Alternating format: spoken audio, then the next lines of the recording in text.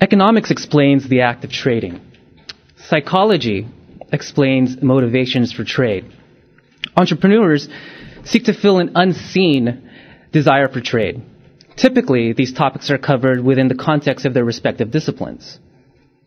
Economists seek to understand how the individuals act. Psychologists seek to understand why or what compels individuals to act. And entrepreneurs may or may not care about the how, the why, or the what. Typically, they just want to make a profit. I cover the convergence of these respective disciplines and roles in regards to subjective value theory. Furthermore, I appropriate insights garnered from the sustainability and green marketplace to advance understanding and advancement of the free market itself. Economics provides insights into the theory of value. There are typically two types of explanations. One is the labor theory of value, and the other is the subjective theory of value. One of these are right, and the other is wrong. You can take your pick. The Hayekian triangle is typically used as a pedagogical device for understanding the Austrian business cycle theory. For the purposes of this presentation, I use the triangle to help visualize the production period. As an aside, reference William Barnett and Walter Block on Hayekian triangles and also Roger Garrison, Hayekian triangles and beyond for the debate of the efficacy of this triangle. By the same token, I use the consumption triangle to visualize the consumption period. Here we have the yellow line, which represents time. The green triangle represents the production phase, and the blue triangle represents consumption. The line where the triangles share the same side is where exchange takes place. If you're not a big fan of the triangles like Dr. Block, just imagine that they are not there. How does an individual value goods? Classicists propose that the paradox of value, otherwise known as the diamond-water paradox. Diamonds have a low use value, yet have a high exchange value. Water, on the other hand, has high use value in that it quenches human thirst, yet has low exchange value. Why? Adam Smith suggests what everything really costs to the man who wants to acquire it is the toil and trouble of acquiring it. Smith thought that value is set by the aggregated labor costs during production. In case you didn't know, this theory is wrong. Carl Menger states, goods always have value to certain economizing individuals, and his value is also determined only by these individuals. Austrians suggest that value exists in the mind. It lacks extensive objective property because value does not exist outside the human mind. Suffice it to say, in a room full of Austrians, this is the correct theory. When I was doing research into the factors of value, I put out a question to the Mises listserv asking, given time preference, marginal utility, and scarcity, what are the factors of a good that make that good desirable or valuable for a given individual? Samuel Bostaff and many others on the board responded in a similar manner. This is a psychology question, not an economic one. He further states, physical science can explain the act of throwing a baseball without reference to motivation of throwing it, just as economic science can explain the act of trading without respect for the motivation for a trade. They are correct. Economics, and namely Austrians, are interested not in the motivations of individuals, just the actions, human actions. However, psychologists and entrepreneurs alike are interested in the motivations. Entrepreneurs in particular are especially interested so they know what to produce and exchange for a profit. In human action, Mises states, he does not ask whether these factors are nature-given of the product or production process accomplished in the past. The flawed labor theory of value may exist not as theory, but as factors or motivations of value. The labor theory of value is in fact a labor factor of value. This is consistent with subjectivity because it is up to the individual mind to decide the value of labor in his or her own mind. Suffice it to say, the list of factors and motivations can be endless with respect to individuals. Let's delve into a topic that all Austrian libertarians love and are strong advocates for. Okay, maybe just one austro-libertarian in particular. Sustainability. The sustainability movement seeks to change the bottom line of profits, profits, profits into the triple bottom line of people, planet, and profits. Sustainability folks find value in the planet. They find value in the equity of people. And this is fine with the stipulation that seeking and achieving the triple bottom line is done privately and voluntarily. The triple bottom line in sustainability is not value itself, but it is a factor of value. Let's take a look at several examples. Diamonds.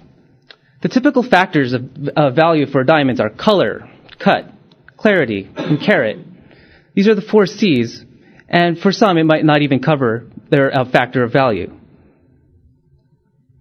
Mises says, he values the available means exclusive from the aspect of the services they can render him in his endeavors to make future conditions more satisfactory. So purchase of diamonds now makes someone satisfied for the future. Brilliant Earth sells diamond rings. These aren't your normal De Beers, Tiffany, or Cartier diamonds. They may look like a diamond, feel like a diamond, but it's no ordinary diamond.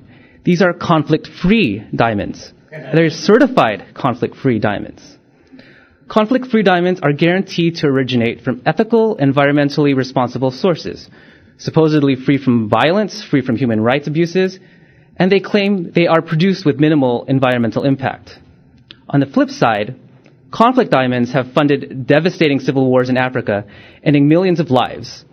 These conflict diamonds are also known as blood diamonds. Why does this matter? It's the labor factor of value, not the labor theory of value. Individuals that purchase these diamonds find value in the type of labor, or lack thereof, that was used to produce the diamond. The entrepreneur, and in this case Brilliant Earth, found a need in the marketplace for conflict-free diamonds and filled that need in the marketplace. In essence, this is a market-based approach to human rights.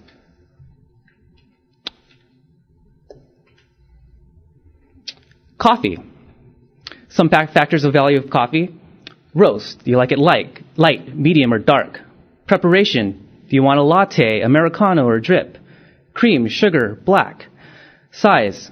Do you want a small, medium, or large? Or as Starbucks would put it, tall, grande, or venti?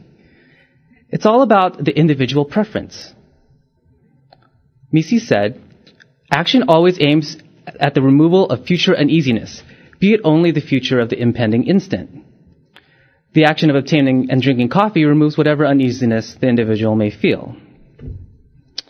Starbucks has jumped onto the bandwagon of incorporating the triple bottom line into their business. They have a fancy trademarked moniker called Shared Planet. Starbucks is the biggest buyer of fair trade. Fair trade is an organized social movement and market-based approach to empowering developing country producers and promoting sustainability. Starbucks saw an unmet need and filled it with fair trade coffee. Individuals from the sustainability movement that were once disenfranchised by corporate coffee now find value getting Starbucks coffee. And individuals' uneasiness is sequestered because they freely exchanged with a company that is protecting the planet while providing jobs at a fair wage to people while making a profit. The triple bottom line of people, planet, and profits.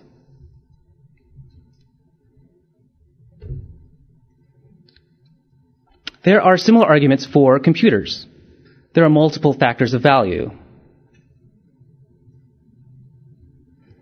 One of the definitions of sustainability is to meet the needs of the present without compromising the ability for future generations to meet their own needs. Apple has taken the initiative in creating greener computers.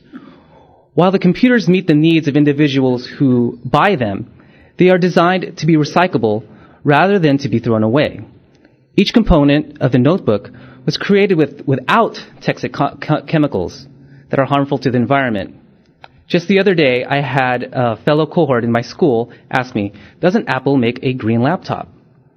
While she was searching for a new laptop. To her, the environmental sustainability for the future was just as important as using the laptop in the present. Being able to recycle or reuse rather than discard is an important value for her, factor of value for her. There are people who are concerned with only the impending instant. There are other people whose provident care stretches far beyond the prospective length of their own life. That's a quote from Mises. In the case of diamonds and coffee, labor factor of value looked back to the past.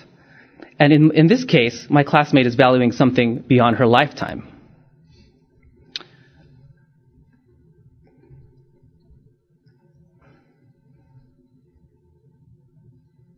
How do you know if a product is sustainable or not? They are labeled independently by a third party. Most of these are done voluntarily and were created in the marketplace. Anyhow, what do these sustainability labels do? The labels take sustainability from being a mere concept to something tangible. You can see sustainable diamonds. You can taste sustainable coffee. You can touch a sustainable computer. Now, how do we apply this to advancing the free market? You can freely exchange goods and services with individuals you want in the free market. There are no governmental barriers to entry in the free market, and government wouldn't subsidize entry into the market. Another factor is that there would be free exit. Firms would be allowed to fail. Government would subsidize failures. AIG, JP Morgan, Citigroup, among others, would be allowed to fail. Wall Street would be allowed to fail. The car makers would be allowed to fail. These are all factors of value of the free market. One problem about the free market is that the free market is not easily tangible. It is merely but a concept. To many folks, the current market structure with governmental intervention, with central banking, with mandated monopolies, is the free market at work. Obviously, they are misinformed. How can we inform individuals about the true definition of the free market? How can we share the factors of value created in a free market? What can we do to get the dialogue going? So why not take a page out of the sustainability? What if we made the free market more tangible? What if we can take an idea from something you can grasp, take an idea to something you can grasp with your hand? Why not label and certify free market goods just like the sustainability folks label and certify sustainable goods? There is unfilled need for understanding the free market and the free market of goods. Perhaps labeling and certification is one way to do it. Or on the flip side, perhaps labeling and certifying interventionist goods would be another way to do it. Mandated monopoly, federal subsidy, restricted market, or maybe others. As Lou Rockwell cited Murray Rothbard yesterday, it's always been a fight between power and market. Understanding and acting on factors of value as an entrepreneur uses a market-based approach. Let's let the power of markets work. As Mark Twain once said, don't let school get in the way of your education. In the same vein, don't let power get in the way of markets.